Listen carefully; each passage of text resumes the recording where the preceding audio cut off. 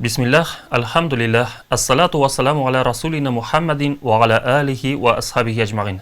Барлык мактауларыбыз, хәмд сана шөкраналарыбыз безне юктан бар кылучы, безне күркәм кыяфәттә яратучы, яшәү көче бирүче Раббыбыз Аллаһка булсын.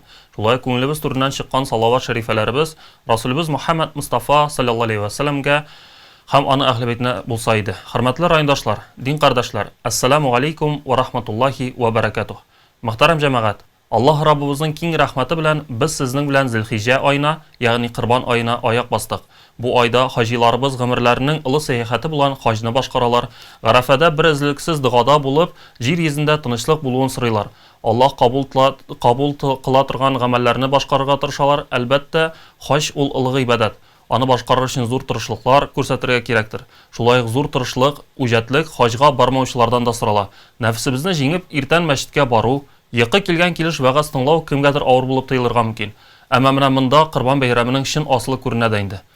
Кырбан сүзе гарәп теленнән якынаю дигәнне аңлата.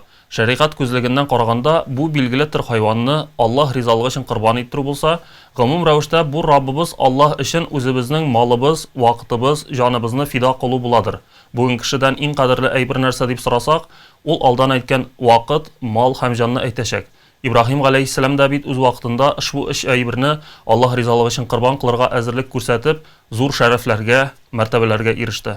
Безнең дә улуг бурычыбыз, тақвалык күрсәтеп, Раббыбыз Аллаһка мөмкин кадәр якынаерга, аның ризалыгын алырга тырышудыр.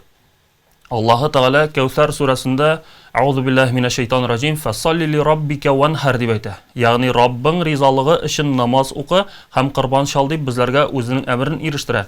Без дә ушбу аят кәлимәгә, галимнәребезнең сүзләренә муафиq булып, кырбаннарыбызны чалсак, иншаллаһ, уңышка ирешкәннәрдән булырбыз. Быел милади календар буенча Кырбан гаете 27 майга туры килә. Диния нәзарәтенең галәмәләр шурасы карары нигезендә бер кешенең нисабы 100 мең сум булса, кирәк-яраклардан тыш ушбу сумма булып инде, аның өстендә кырбан чалдыру ваҗиб булып санала. Русчалатып әйткәндә обязательно булып тора.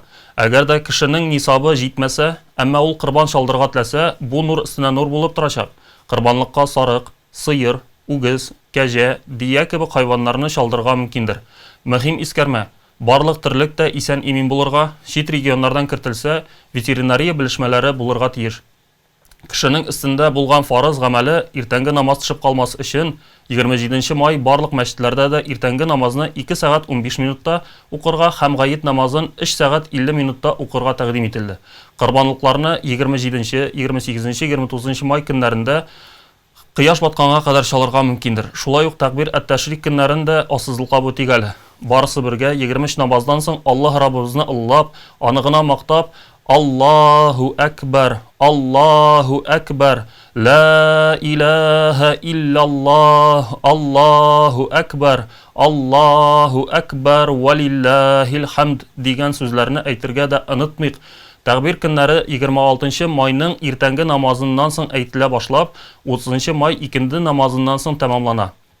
Аллаһ Раббыбыз ил көннәргә тынычлык, иминлек, үзебезгә, җитәкчеләребезгә тәүфик хидаят бирсен, саулык, сәламәтлектән айырмасын, үзенең ризалыгын истәп кылган гамәлләребездән разый булсын, чалган кырбаннарыбызны, укыган намазларыбызны, кылган игелек, изгелекләребезне кабул кылып, үзенең чиксез рәхмәтенә, бәхет вә сәгатенә ирештерсә иде. Ассаламу алейкум ва рахматуллаһи ва баракатух.